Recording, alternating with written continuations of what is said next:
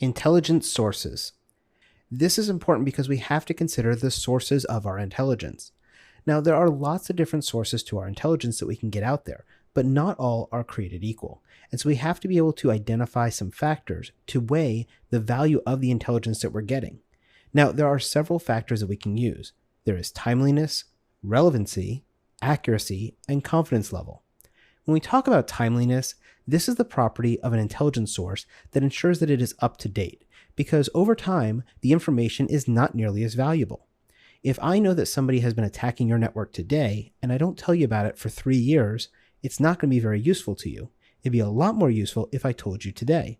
And so that's the idea with timeliness, because once an adversary understands they've been identified, they're going to change tactics and they're going to change the way they do things. And that means your report that you wrote today may not be valid in a week, 3 weeks, 3 months, or 3 years from now, because things change. And so timeliness is important. Our second factor is relevancy. Now, this is the property of an intelligence source that ensures it matches the use case it was intended for. Let's go back to my example of working for a large auto manufacturer. If I start seeing that there's a lot of attacks going against the Mac OS X operating system, does that really apply to me as somebody who is running a car company and is using Windows machines or is using Linux in my embedded systems? Probably not. And so it's not nearly relevant to me for the use case I have. And so you need to consider that as you're looking at all the different information out there, because it can be overwhelming. And you have to think what affects me and my organization so I can defend against it. The third area is accuracy. Now, accuracy is the property of an intelligence source that ensures that it produces effective results. Now, this means that the information needs to be valid and true. If you tell me that I've been attacked and I look and I can't find anything, well, was I really attacked? Or was your information bad? We really don't know. And so it's really important to make sure the information we're getting is accurate. This means we want to try to eliminate as many false positives as possible, especially when using automated software and machine learning and artificial intelligence, and make sure that we're getting the right information so that we can do our analysis properly on good information and create good decisions. The fourth and final factor we have to consider is confidence levels. Now, this is the property of an intelligence source that ensures it produces qualified statements about reliability. When an analyst publishes a report, they don't have 100% of the facts. It's just the way this works. We are trying to guess our way through this, and we're getting lots of different pieces of information and lots of different indicators, and we try to put together the best report we can.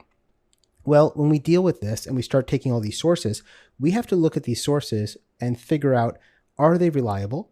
Are they accurate? Are they relevant? And are they timely? And when we start talking about confidence level, we are going to actually put a grade on it of how good we think that information is. For example, the MIST project codifies the use of the Admiralty scale for grading data and estimative language. Now, you can choose any scale you want, but the Admiralty scale is one of the more common ones. The way this works is that it breaks it down into 2 areas. It evaluates you based on source reliability and information content. If I look at the source reliability, this is going to get a letter grade from A through F. It tells you if it's reliable all the way down to I can't judge the reliability.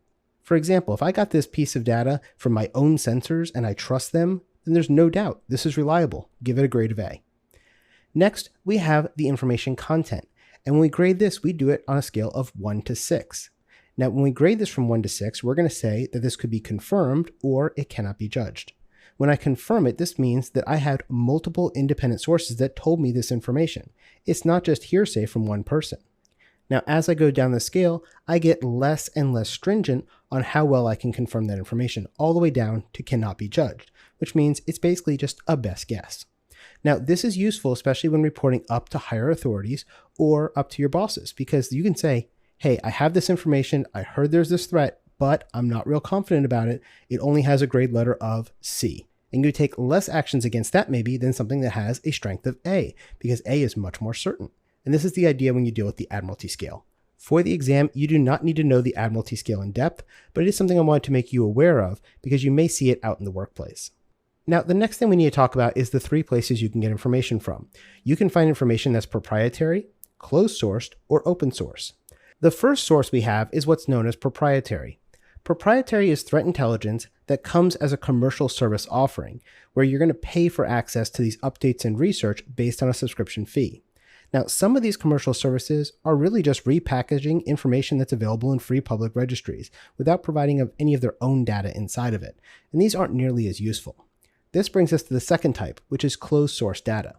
Now, closed source data is data that's derived from the provider's own research and analysis efforts, such as data from HoneyNets as they operate, plus information that's mined from their other customer systems and suitably anonymized.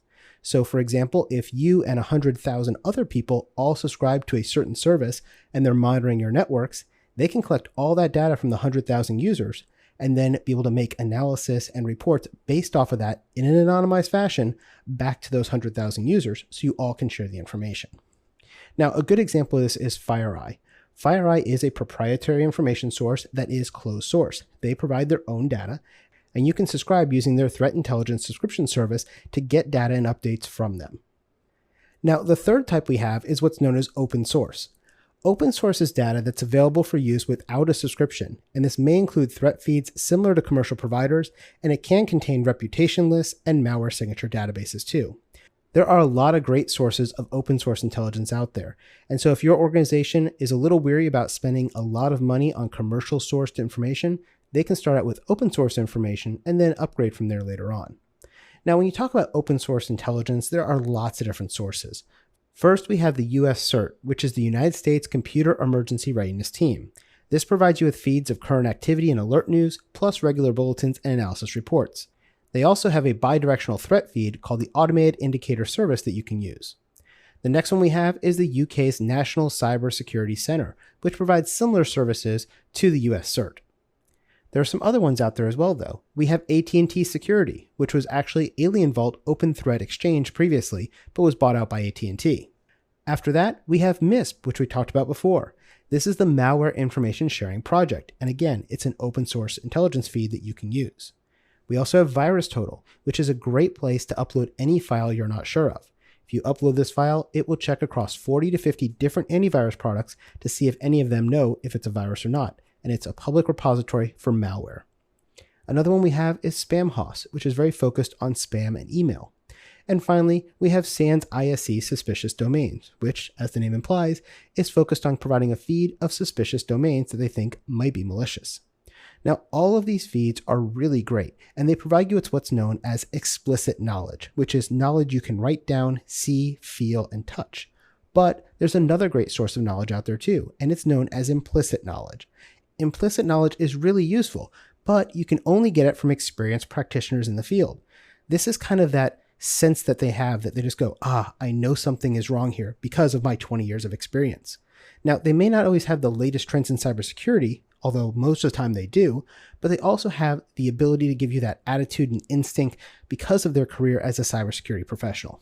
Over time, you're going to develop this as you become a senior cybersecurity analyst, where you just know this is wrong because you've seen it 100 times before, and you start getting this feeling of what is going to come next based on your experience. And that is something that we call implicit knowledge, because you can't write it down. You can't codify it in a procedure. It's just something you know based on your years of experience. Now, the last thing I want to mention here is what's known as OSINT. Now, open source intelligence, or OSINT, is a very popular thing these days. This is a method of obtaining information about a person or organization through public records, websites, and social media. As you go out and you look at your organization from the outside looking in, anything people can find out about you on Google, on Facebook, by doing enumeration scans, that is all considered OSINT. It's ways for you to get information from public records, websites, and social media.